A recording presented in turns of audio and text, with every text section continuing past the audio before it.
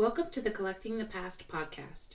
Funded by the National Endowment for the Humanities and in partnership with the Flannery O'Connor Institute for the Humanities, this project paired students from Georgia College with community members to collect oral histories from individuals who either lived in Milledgeville during the heart of O'Connor's writing career or whose lives were shaped by events that took place during this period. Our goals with the project are to expand the existing historical narrative of our town by documenting unwritten life stories and creating a public digital archive. As you'll hear, the students had fun creating their own podcasts in the style of their choice. Like our narrators, each episode has its own personality. Start with the introduction. I know you already know, but my name is Luke Young, and I will be interviewing Miss Sherill Jones, and we will be conducting our interview by the Max at Georgia College and State University on April 3rd, 2024. So, I want to start kind of chronologically with your childhood, and I want to ask, where did you grow up? Well, I grew up in Porterdale, Georgia. Okay. You've probably never heard of that. It's a little mill town about 70 miles northwest of here, between here and Atlanta. Okay. If you're on I-20 going into Atlanta, you'll go through Newton County and you'll see signs for Covington, and then you'll see a great big sign that says, "Welcome to historic Porterdale, Georgia." Okay. But it was a little mill town, and it still exists, but the mills have since left. Okay. Yeah. So, do you remember what it was like living in your earliest years? Oh, yes. Life was a lot simpler. I lived in a house that was owned by the mill. The mill owned the town, literally. Every house in the town belonged to the mill. If your parents worked for the mill, then you lived there.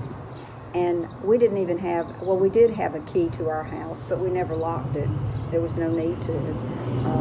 There was no air conditioning, no central heater air.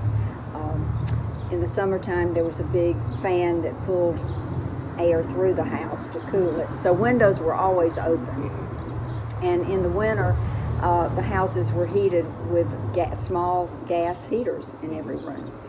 But it was a great childhood. You were free to run, play, ride bikes, walk to school. Very simple way of life. Sounds very nice. My house actually has a whole house fan in the attic too. How about that? So I guess I want to ask you about your elementary school. How was that like there? Was it? Well, it was small. Actually, grades 1 through 8. There were two classes per grade. And again, I walked to school. I lived less than a half mile from the school. Everybody either walked, or there were a few kids who lived out in what we call the country, and they had to be bused. But once you graduated from 8th grade, we then were sent to the Consolidated County High School. And of course, in those days, schools were not integrated. I mean, this was the Jim Crow period. And so I went through school, elementary and high school, in an all-white environment. Okay. So do you remember any like specific friends you had during this time or anything? I still keep up with some of those friends. Really? Oh, yeah. My very best friend lived right down the street, and, you know, in summertimes we were together constantly. We still are good friends and keep in touch. She still lives in Newton County, not in Porterdale, but in the county. And we take girls' trips together and those kinds of things. But yes, I'm still very close to a number of people I grew up with. Awesome. What was the best story from these early years that you can think of? Oh, dear me. I'll have to think on that. Okay, we can come back to that one later if yeah. you'd like. Well, I can think of one that might be kind of funny. Okay. Again, the mill owned everything, Right. But they provided everything. They owned the school buildings. We had an Olympic-sized swimming pool in our little town. So summers were spent walking down to the pool and the whole afternoon at the pool. And when I turned 16, my birthday's in the summer, and I could hardly wait to get that driver's license. Well, Covington is about maybe 30 miles from Madison, Georgia. And Madison is where you had to go to get your driver's license. And my dad told me that he was not going to be able to get me to Madison that afternoon. And I was very disappointed. But so 1 o'clock came, I walked to the pool with my friends, and I'm swimming, and all of a sudden I look up, it was maybe about 4 o'clock, and my dad was at the fence of the pool, and he said, "Come on, let's go. And I went, "What?" He said, "You want that driver's license? Get in the car." So I ran and put on my clothes in the dressing room, got in the car, and we take off to Madison. And I-20 had just been opened, the stretch from Covington to Madison. And so he gets out on the highway, and then he looks down and he says, "Where are your shoes?" And I said, "They're at home."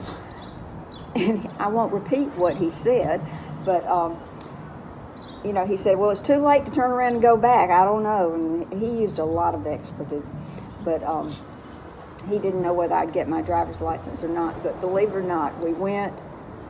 I took the test. We got there just before 5 o'clock, and they did let me drive without my shoes. I got a lecture from the state patrolman about driving without shoes. But I did get my driver's license. Nice, very nice. So what age were you when you got your first car? I was 22. Okay. What kind of car was it? It was a 1974 Maverick. Okay, that's a nice one. Well, no, it's all I could afford. Oh, okay. Yes, I would not have been the car of my choice, but Right. at the time, yeah. Okay. So going back to elementary school, I know you're an elementary teacher, or you were an elementary teacher for a while. Did any part of elementary school influence you to become a teacher? Well, yes, I had teachers that I loved. I enjoyed school. I liked school, and I had a number of elementary teachers that I was very fond of. My father was a teacher of sorts. He was a PE teacher, and he was an athletic director. And so I was in an environment where school was important. And then I had good high school teachers. And when I came to school here, I thought I wanted to be a high school math teacher. Well, after about 2 quarters of math at the college level, I thought maybe elementary ed would be more to my liking. Yeah. So, and I know you have a son now, so I'm going to jump ahead just a little bit. Did being a teacher affect how you handled your son when he was in elementary school? Yeah. Well, first of all, I knew, I know parents who homeschool. I don't know how the heck they do it. I could handle a class of first graders or whatever with no trouble at all, but teaching your own child is very different. Right. And I think it was probably at times challenging for him to have his mother, not so much as a teacher in the school, but when I moved into administration as the assistant principal. While he was in my school, I was an assistant principal, and that was probably a little bit challenging for him. Right. My mom was my principal from pre-K all the way to 5th grade. How about that? Yeah. Okay, so you can identify with that role.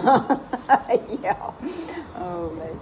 No, he told me one time we had a incident on the playground where these kids were fooling around and chasing each other, and one little boy got pushed and he ended up with a broken arm.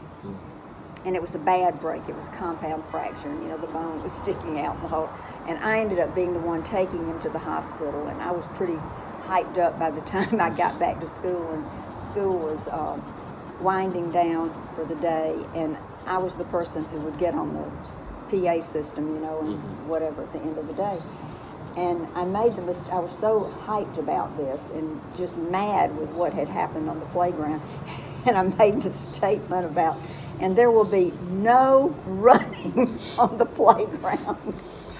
I think my son was in about the 4th grade. And so after school, he comes to my office. His little face was blood red. He was madder than I was. And he said, "You're just the assistant principal for instruction, not discipline." So, anyway. Right. But we weathered that storm, and we did allow them to run on the playground. So, when you were growing up, did you have any siblings as a child? Yes, I was the oldest of 4. Okay. I have 2 younger sisters and a younger brother. Right. And my brother's only 2 years younger than I am, and so we were kind of the only 2 for a long time. The sisters are 7 and 8 years younger, so it was like 2 sets of children. But yes. Okay. Tell me a little bit more about your siblings, if you don't mind. Okay. Well, my brother is a retired soil conservationist. He went to school at UGA, and before that went to junior college at that time was Middle Georgia at Cochran. Then joined the Navy, and after he got out of the Navy, he used the GI Bill to go back to school and get his degree. And he lives in Tennessee. He's married. He has 2 children, and his son is a rocket scientist. Oh, wow. That's pretty awesome. Yeah, he's with the U.S. Space, whatever it's called. Space Force? Yes, Space Force, that's right. Yeah. And then I have the 2 sisters. One of them is a teacher, retired, and the other one is, she got a degree in economics and ended up managing hotels. Okay. But she has recently retired too, so we're all retired. Well, how did having siblings affect how you grew up? Well, when you are the oldest of 4, you're given a lot of responsibility, and particularly, I think, if you're female. Both of my parents worked. My mother did not work until I was in I think I was in the 4th grade when she went back to work. And I did a lot of babysitting. I was not ready to have children when I first got married, after being a mother, so to speak, for a while. But no, I guess that kind of explains it. I can definitely relate to you on that. Me and my little brother are very close because I pretty much raised him. How much age difference is? 8 years. Well, then yeah. Yeah, and my parents both worked 12-hour shifts, and so back and forth, and so we spent, our whole childhood together. How about that? So what was your relationship like with your parents as a child? I had a good relationship with my parents. I actually worshipped my father, and a very close relationship with my mother too, particularly maybe more so in later years. But they were both good role models, and we had a close family relationship. So when you were a child, what aspirations did you have for when you grew up? Being a teacher. Always? Yeah, I think that was always. And as I said, my father was an athletic director, and I really, at one time I thought, I'll be a coach. I'll be a girls' basketball coach. Well, that kind of went by the wayside too. But I think I always knew I would be a teacher. Okay. So after elementary school, did you have, was it middle school or was it junior high? Well, it was junior high, and that was all, again, in this little mill town. They called 6th, 7th, and 8th grades in those years as junior high. Okay, but it was still all same school? Because you said 1 through 8? Yeah, same school. Yeah. Okay. And our classes, by the way, were large. Okay. We had at least 30 kids in every class every year. And, of course, I'm part of that baby boomer generation. Do you remember how big your graduating class was? I think I want to say around 240 maybe. But remember, this was a consolidated county high school. Right. And it was the only all-white high school in the county at the time. There were only 2, the all-white and the all-black. Okay. That makes sense. Now that county has, I think, 4 high schools. Oh, yeah, that's a big county. Yeah, Newton County. And it's grown tremendously since. How far is Portersdale from Butts County? Well, it's an adjacent county. Okay. Yeah, so it's not far. Jackson is, I don't know, 40 miles maybe from Porterdale. I played some teams from Newton in high school sports, so that makes sense now. So what age would you say you started to become mature? And I know you said you raised your siblings, so that probably sped that up a little bit. I felt like I was grown at 18. Okay. I understand. Okay. My parents probably didn't think that. I Of realize course. that now, but I don't, Okay. Would you say it was just raising your helping raise your little siblings, or like, do you have any experiences that really made you feel that way? Well, I don't know that any particular experience other than just being the oldest of four and given a lot of freedom and responsibility. Right. Yeah, that makes sense. Just, yeah. Okay. What would you say was your best high school memory? My best high school memory, oh boy. That's kind of tough. I understand. I would I have had- a tough time picking mine too. Yeah, I have to think about that. That was a while back. Couldn't I have- graduated in 1965. I had a very positive high school experience. Lots of friends. I know you won't believe this looking at how tall I am. I'm really tall. I played basketball. Really? Well, in those days, the girls' basketball was half court. I actually didn't know that. Oh. I'm a big basketball guy too, so I had no idea. Well, by half court, have you seen half court basketball? Yes, we're just half court. Well, okay, you would have, a girls' team would have 6 players, 3 forwards and 3 guards. Okay. The guards would be at one end of the court, guarding the forwards from the other team. The forwards would be at the other end, and with the guards from the other team. Right. So, I was a guard. I Oh. was not a forward. Figure. Bless you. And so only the forwards could score. So in other words, they're not crossing that center line. You have to pass the ball. Okay. That Yeah. doesn't even sound like basketball, It's crazy. Yeah, it is. It's totally different from today's game, but that's how it was played at that time. You'll have to maybe. I'll definitely there might be look into something that. on YouTube. I don't know that would show half court how girls played basketball in the Right. 40s, 50s, 60s. Yeah. So Up until I don't know when they went to full court with the females. that's something I'll definitely look into. Yeah, because actually, when I was at Georgia College, and it was the women's college, and I think it was 1967, we had a girls' basketball team, and it was still half court. Okay. I'm pretty sure it was still half court.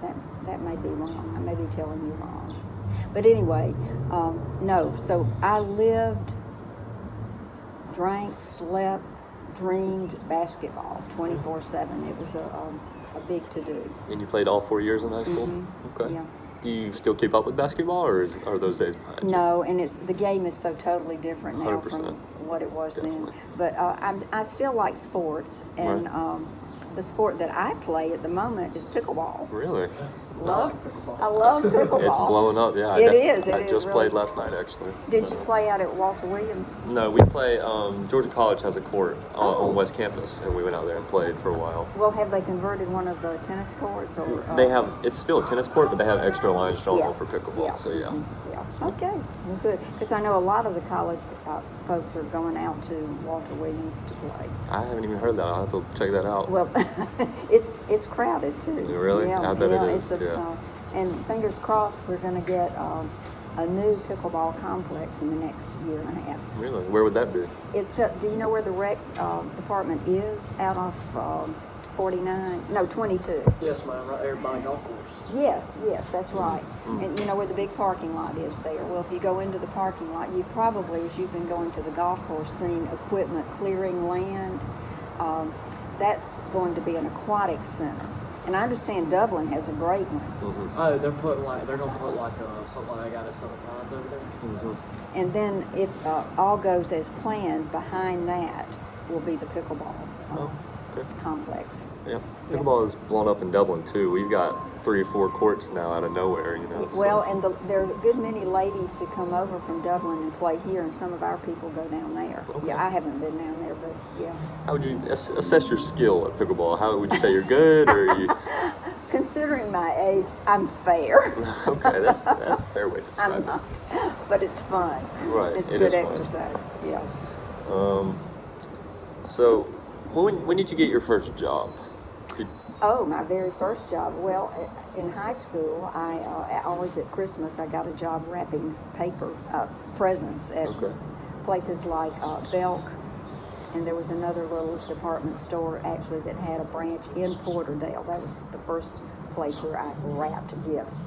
But and then when I graduated from high school, the summer after graduating, before coming to college, I worked in one of the mill offices, substituting for timekeepers who took vacation during the summer months. Right. So every summer I had a summer job. And when I was a student here, I worked on campus. You guys wouldn't believe, we had family dining. That's how the dining hall was. Now remember, this was an all-girls school, and there were less than 1,000 students. And Atkinson Hall, the ground floor of Atkinson, was the dining room. Okay. And all meals were served at a set time, breakfast, lunch, and dinner. They would open the doors, and everybody came in at the same time and sat at a table. And then we had waitresses, and I was one of those, who would then go around and get the dishes, like the potatoes and whatever the meat was and the vegetables, on these big trays, and we would bring them out and put them in the middle of the table, and everybody would serve themselves. Okay. And then we went and got seconds if they needed it, tea, whatever. Right. So for a couple of years I worked as a waitress, and then my senior year I had a job as doing clerical work for one of the professors in the business school. Okay. And I don't mean to snoop here, but do you remember like your pay for these jobs? I really don't, and I wish I did. I wish I'd saved, Right. But it couldn't have been a lot, and yet it was enough to give me a little spending money. That's kind of where I was going to go. Well, did it provide what you needed? Like, were you out here buying everything you wanted, or was it just enough to get something here and there? Well, again, it was a different world, a different time. Very few students had cars. Mm-hmm. So, when we came, we were just here, and the dorms were right here on campus or over on Green Street, where Adams Hall and Yes. Wells, where those are now, Sanford. So we walked everywhere.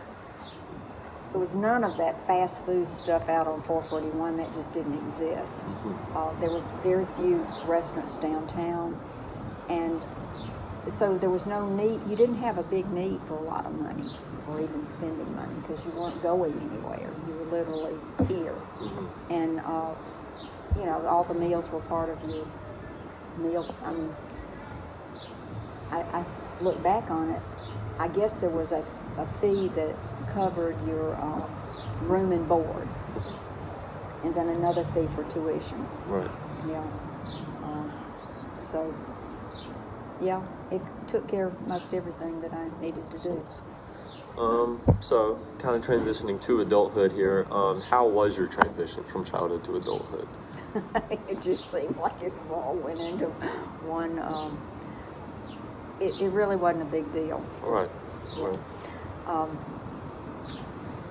There was when I was things were so totally different. My junior year here, there was a fairly new professor. Her name was Marcia Perry, and she was in the math department. And she wasn't really that much older than she was probably in her late 20s, maybe. And she was the faculty sponsor for something called the Y. We had a Young Women's Christian Association, and I was very active in that, and so was another friend. And during that year, near the end of the year, she encouraged the two of us to attend a YWCA-sponsored seminar / conference in San Francisco during the summer of 1968. It was a 6-week deal. And so Sue and I decided we applied, and we were accepted. And that was a big deal. I had never been on an airplane, and neither had Sue. And so to fly to California, the two of us, it was just a unique experience. And you have to think about what was going on in this country in 1968. Mm-hmm. It was the Vietnam War, protests were Yep. beginning, particularly in California. Right. This was on the periphery of the campus of Berkeley. Okay. So when I Okay. say San Francisco, we were in Berkeley. Right. And so we flew out there, and it was a life-changing experience Right. for both of us. These two Southern girls who really, we both realized how innocent and naive and protected and Yeah.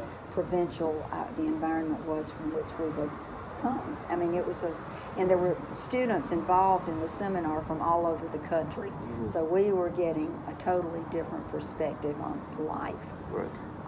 So that made a big difference in my life, and I think how things have progressed along the way. I came back and had a great senior year,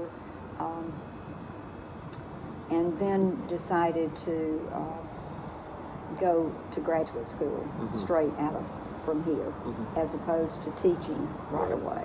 And so I ended up at the University of Georgia and entered a program that they had just started, maybe a couple of years, 2 years before that, I think. It was a program for reading instruction.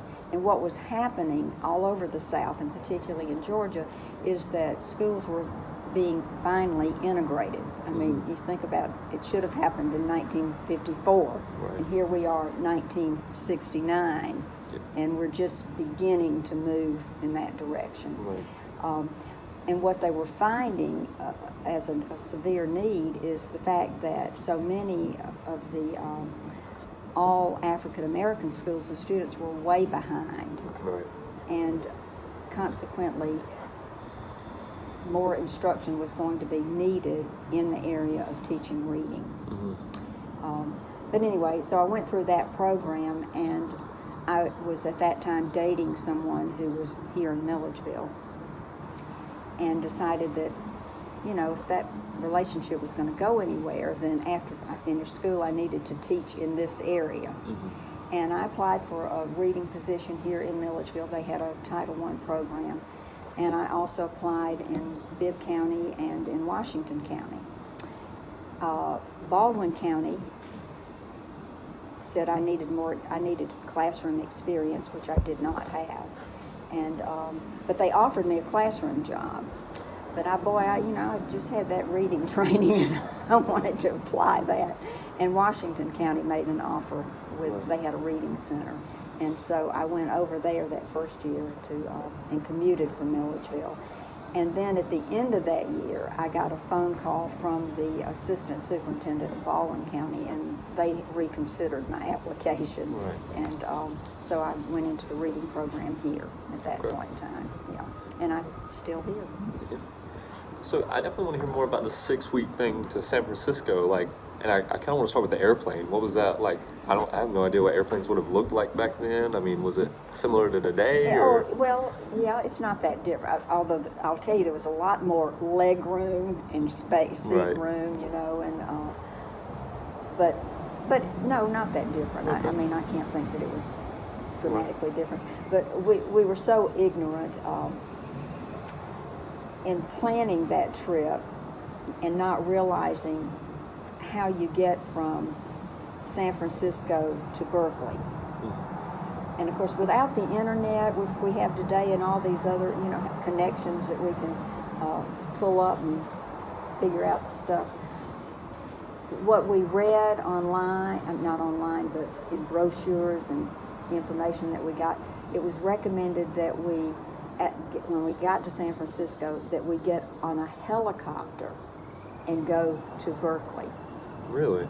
Yes. And so here first we'd never been on an airplane, Right. and we'd definitely never been on a helicopter. So we had an airplane ride and then a helicopter ride, which was stupid because it's just right over the bay, Yeah.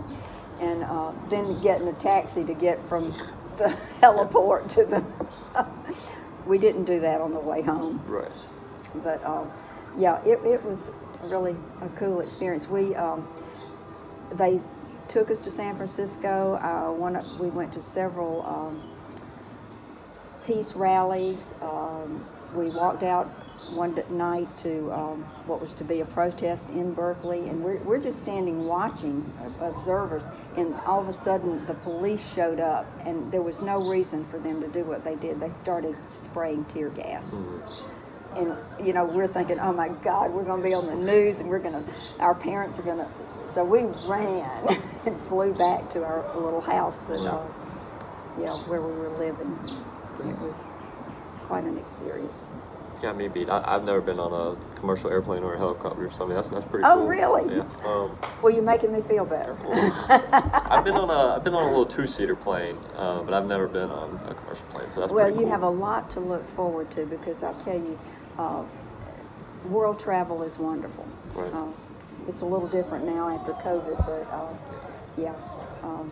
anyway, So, I highly recommend. Have you been on more airplanes since then, or? I've done a lot of traveling. That's what I was picking up on. Yeah. Okay. So, you say you went here with a club or organization, the Y. I'm guessing that's kind of what Y Club comes from. Yeah.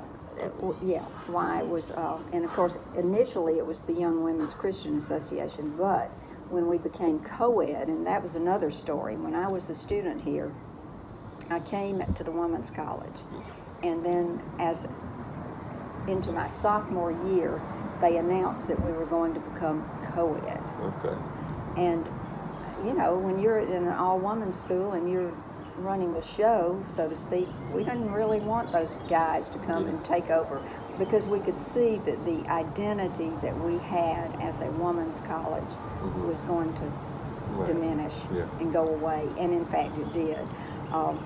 The other thing that was unique when I was here initially, well, the whole time I was here, there were no sororities and fraternities, but each class had its own identity. Right. Have you read about this, or you've We've probably learned seen a little some bit. stuff over there at Special Collections? They have a Yes. nice display about that. But and the year that I came, my class was the Irish class. Okay. So that was our mascot. We were the Irish. We were paired with the junior class, and the juniors were the Royals. So our little team was the Royal Irish. Right. And the sophomores were, I think they were the Elephants, and one of them, the senior class was the Thunderbirds. So, and then there was always competition between the Royal Irish and the Thunderbirds. I mean, what they call themselves? They call them the Thunder Funts, a combination of Thunderbird and Elephant. Right. And we competed all the time. But the biggest competition was always the weekend before Thanksgiving. Okay. You spent 2 weeks prior to that preparing a production. And this production was student-written, music, lyrics, all kinds of performances going on the stage. And you had to create a program, a printed program, a display, and the theme of your production was a secret until the first night of it was called Golden Slipper. Right. Yep. And they had faculty judges, and so it went on for 2 nights, I think.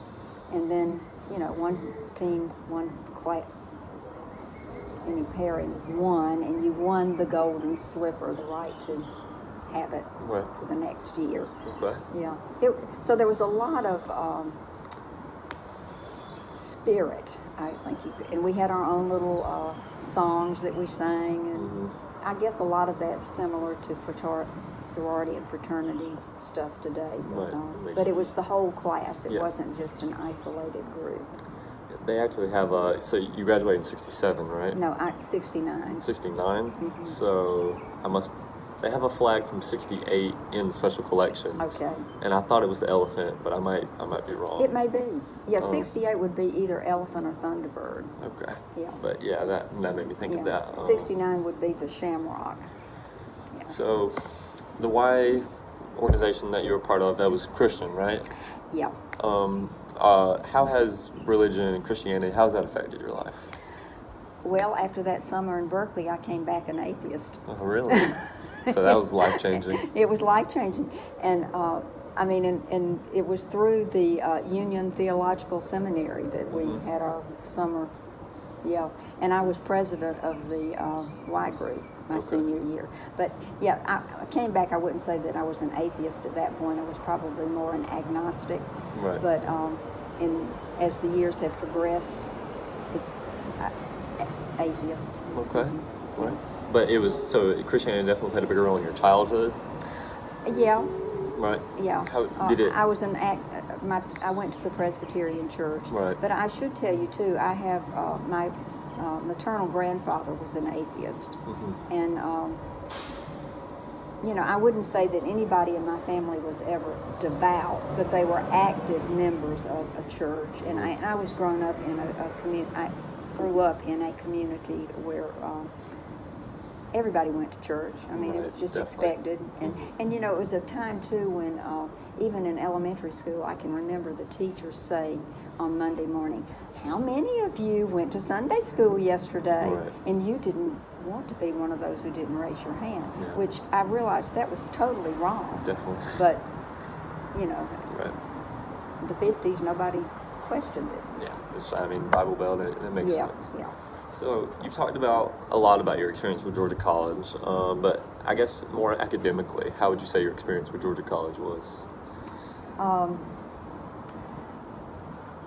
I would say my freshman year was kind of a rude awakening.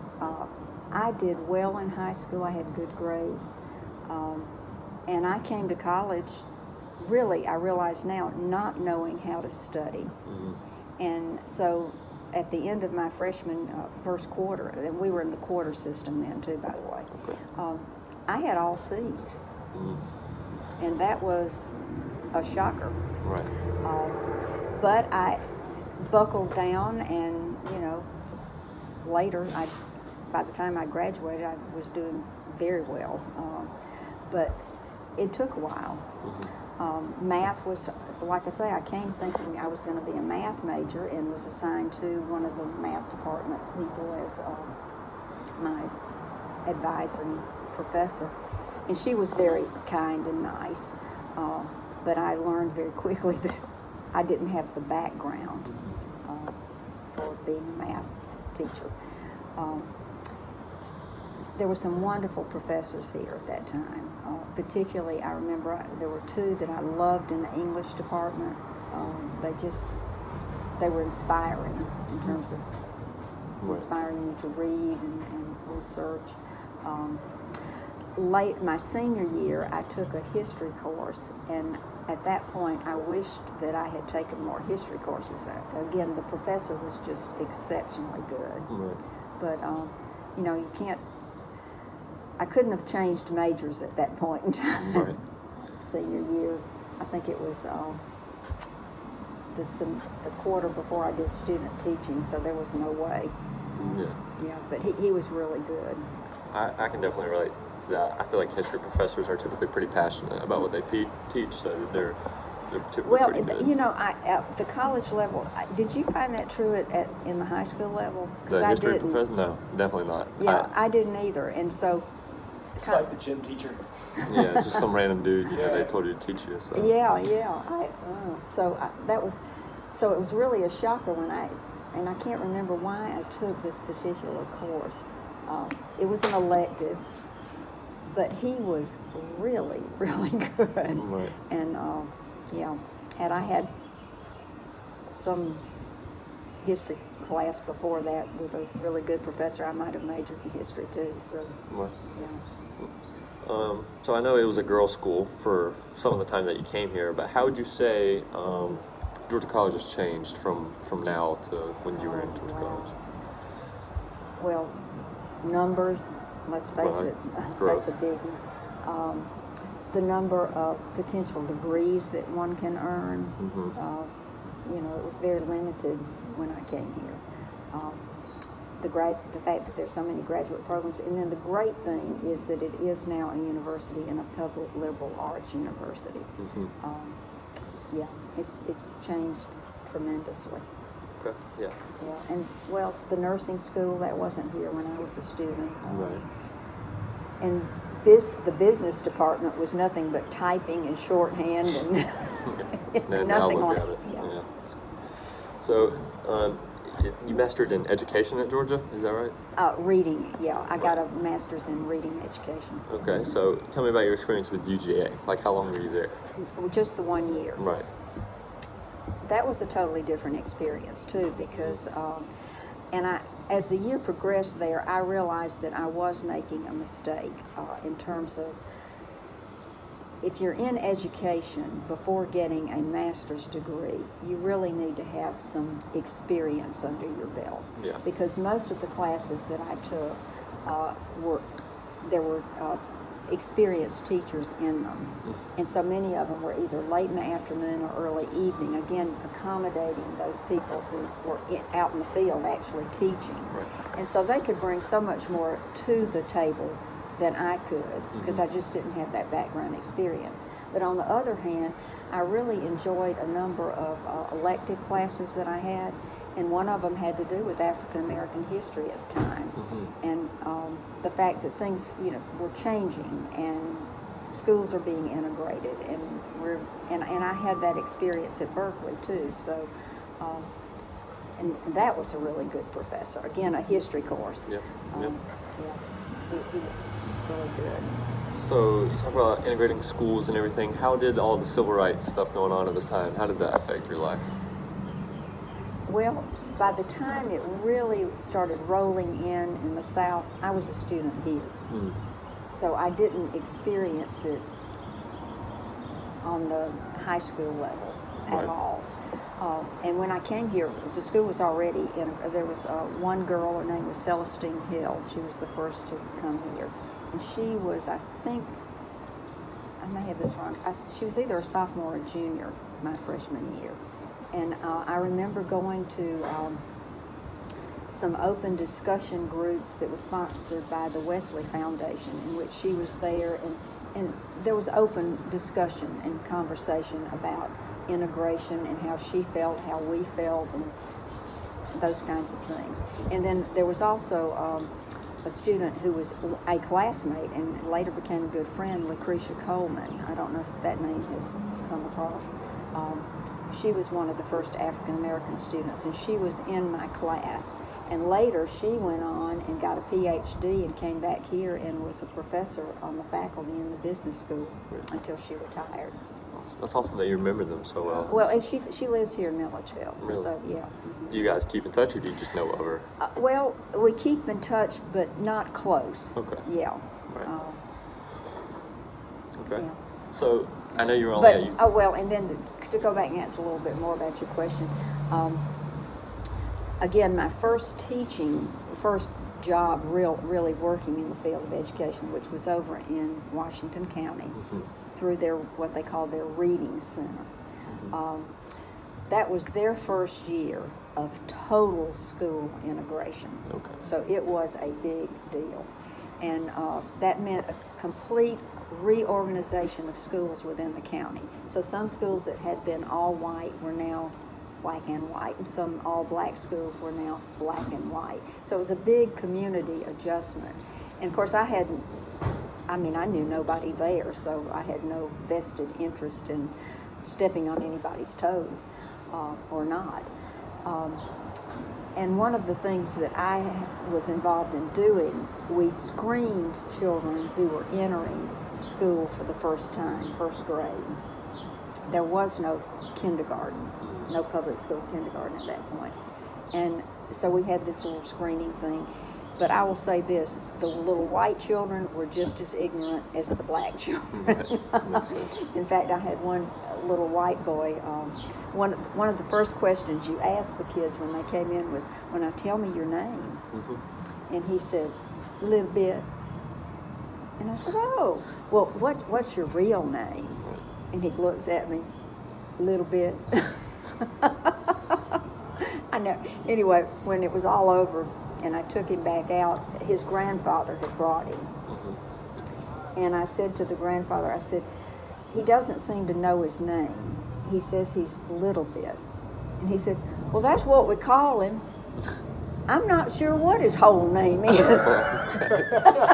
And this was a white man. I mean, so there was, yeah, it was an interesting experience all the way around.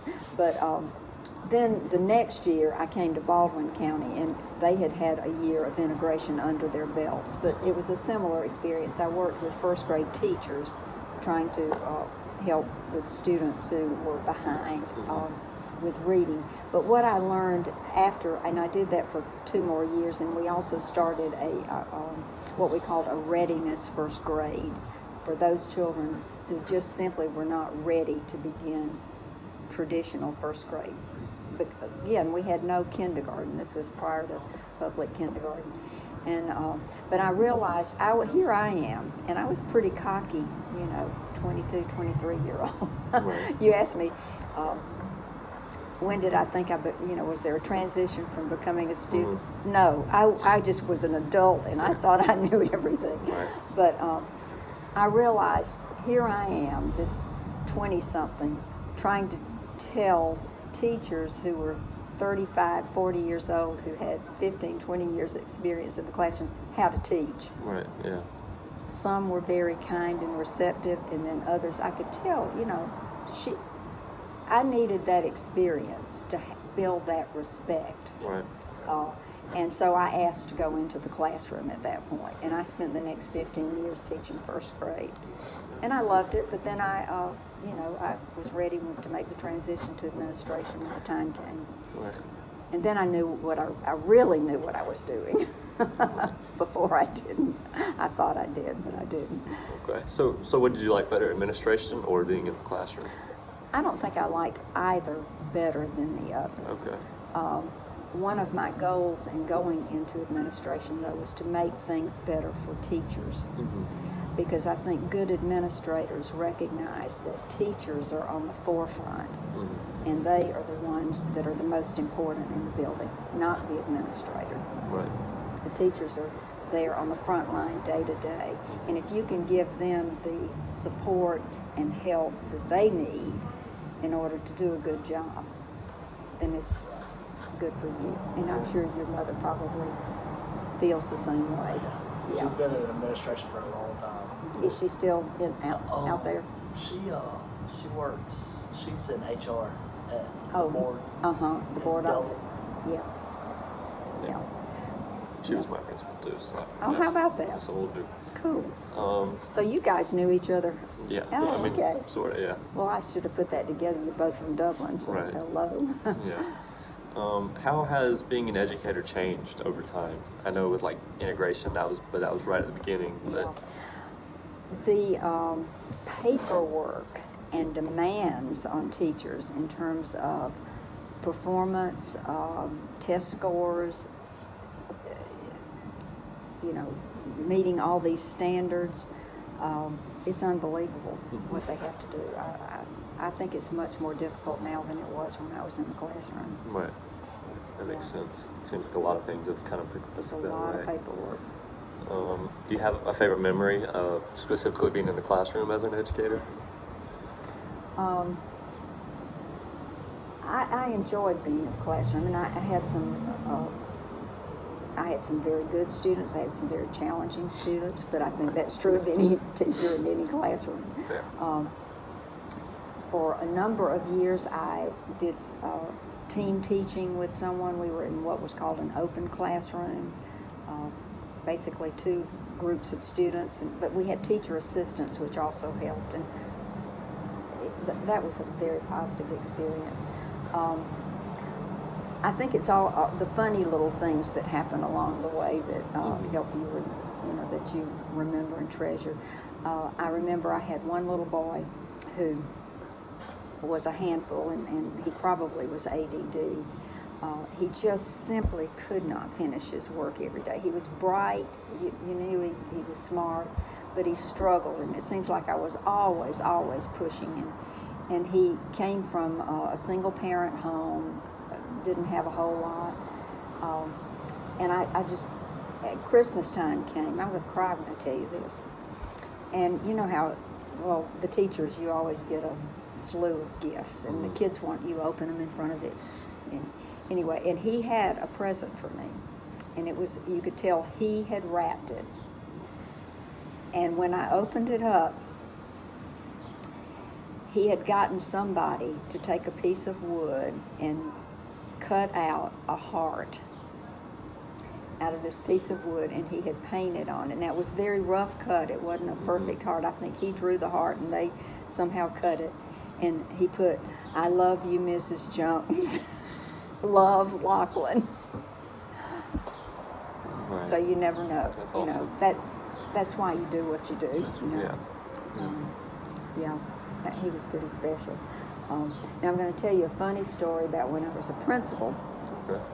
Another little boy who was a handful, a first grader, and he just would have temper tantrums. And anyway, one day, I can't remember what triggered it, but he had one of his little temper tantrums, and the teacher brought him in, and she said, "I've had enough, I can't take him anymore." And it was actually on the day that we were having a school-wide, what we called play day. So it was a fun day. I mean, there was no academic work, but he lost it, and he lost it because he didn't win whatever.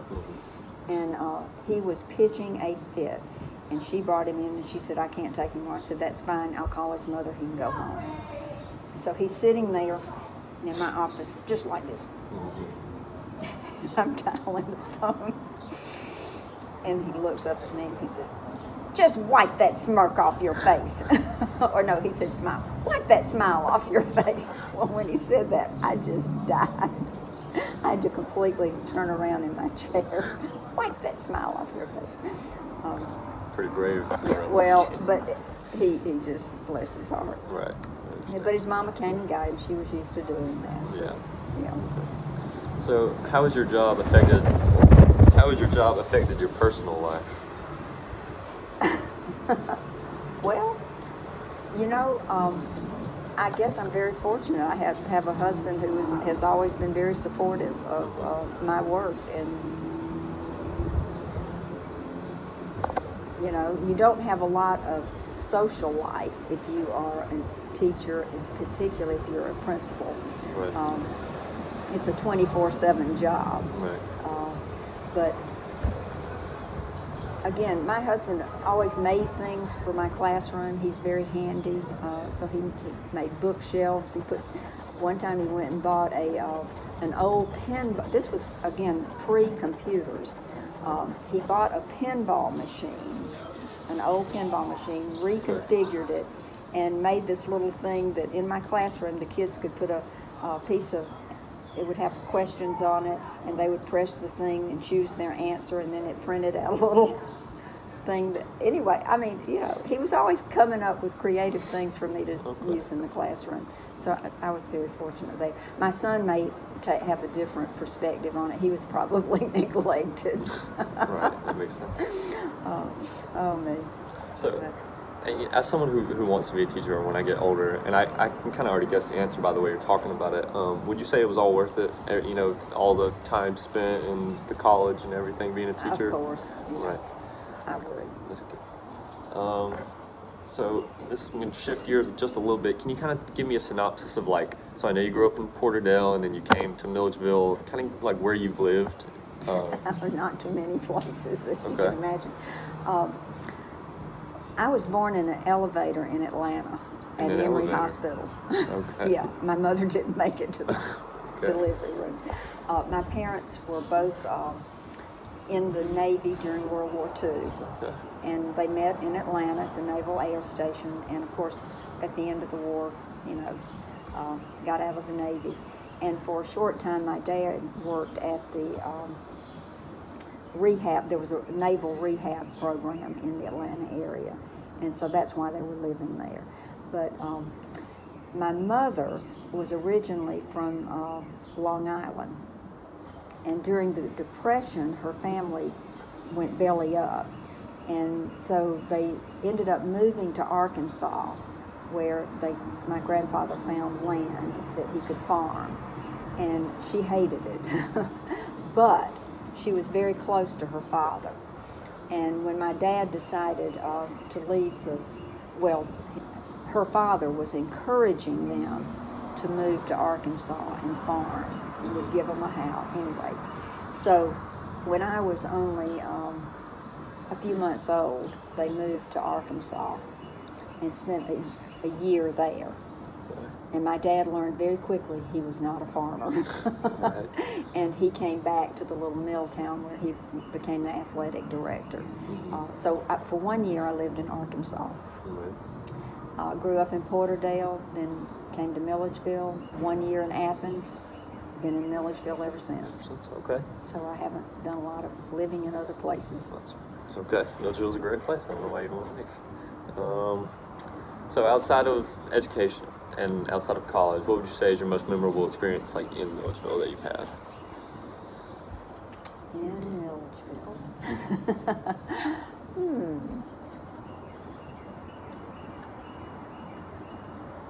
Well, I guess that's a toughie. I understand. And I guess most of that has come since retirement. Okay. Because when you are working full-time, and particularly as an educator, you don't have a whole lot of time for a lot of, and also if you are a family and raising a child. Makes sense. My son played soccer, and so when he was growing up, we spent, and he was also very active in Boy Scouts. So we were always involved in scouting and soccer and things that were related to his life. We live on the lake, and we've enjoyed being on the lake for 50 years. Really? So, those kinds of things. But since retirement, I've discovered the life of volunteering, and one of my favorite places is Lockerly Arboretum. Now, do you know about the Arboretum? Yes, ma'am. I don't. Tell me more about that. Oh, well, you need to find out about the Arboretum. Well, you are living a mile and a half from Lockerly Arboretum right now. You get on 441 and go south. It's over there towards Hardwick. Towards what? It's in Hardwick, isn't it? Yeah, it's technically Hardwick. Yeah. And when I taught first grade, I would take my first graders out there on field trips. Okay. I mean, it's free and open to the public. It's a garden for trees. Okay, I do think I know. I think I have passed by it now that Yeah, you say there's a that. big sign. In Uh-huh. fact, if you're going home on 441, you leave here, it'll be on your left. And there's a house on the property. It's called Rose Hill, a big antebellum Greek Revival style house. Do you know where Dairy Queen is? Yes, ma'am.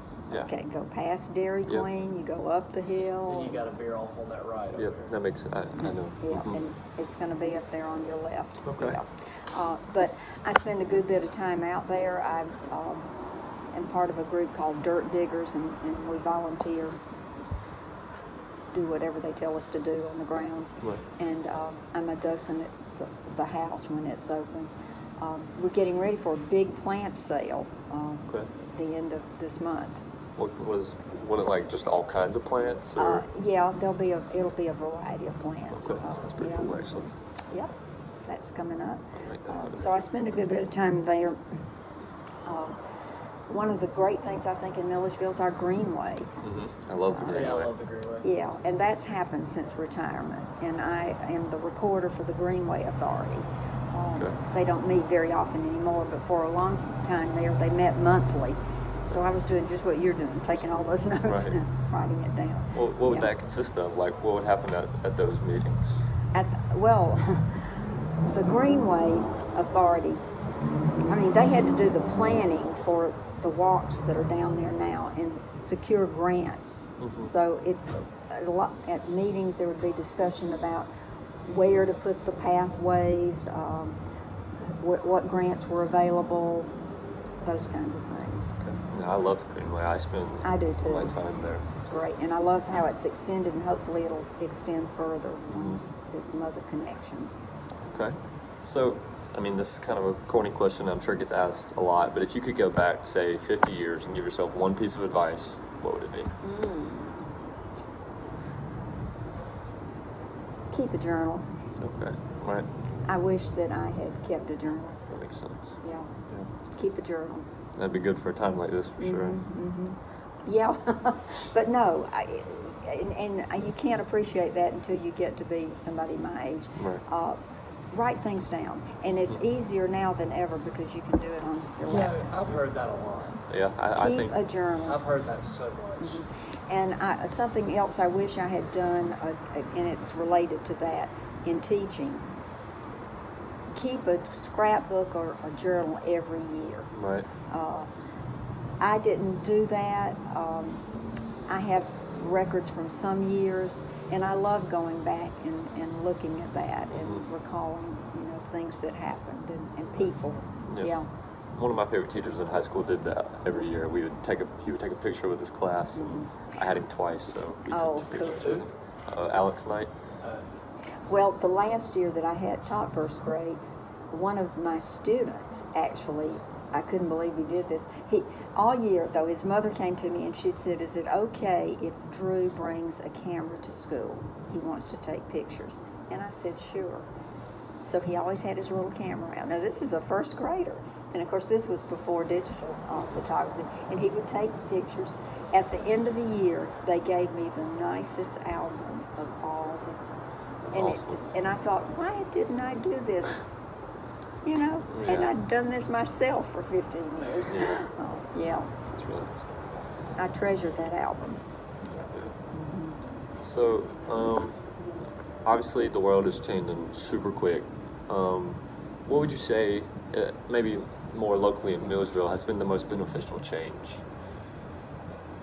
The most beneficial change in Millersville.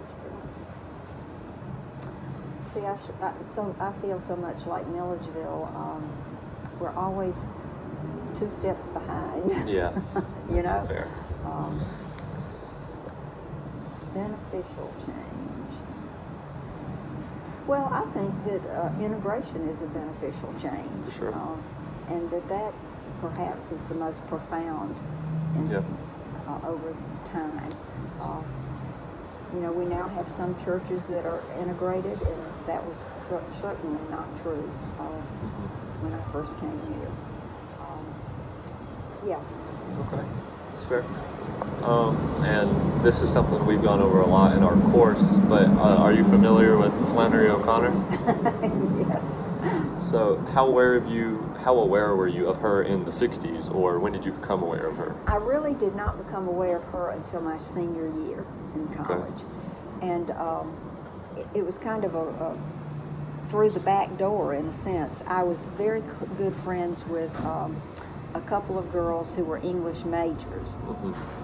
And that year, 1968, Sarah Gordon came to Milledgeville. I don't know if that name resonates with either of you or not. I think so.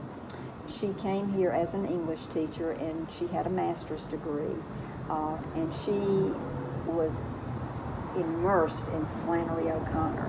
And again, these 2 girls were both English majors, and somehow they got connected with Sarah, and through them I got connected with Sarah, and I found out all about this Flannery O'Connor person that I knew nothing about.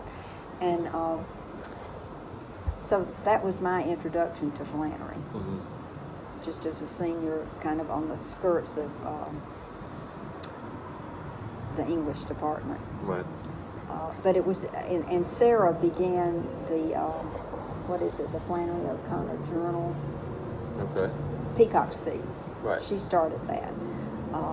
And then she left here at the end of that year and went out to TCU to get her PhD. Then she came back here and was the Flannery O'Connor Scholar. Okay. She held that chair in the English department until she retired. Okay. She's very much connected with Andalusia, and Right. and so through her, I know Okay. and have done Would you say it's, you've done anything, you personally have done anything with Flannery O'Connor's work or anything in your life? Not really. I mean, how would I say this?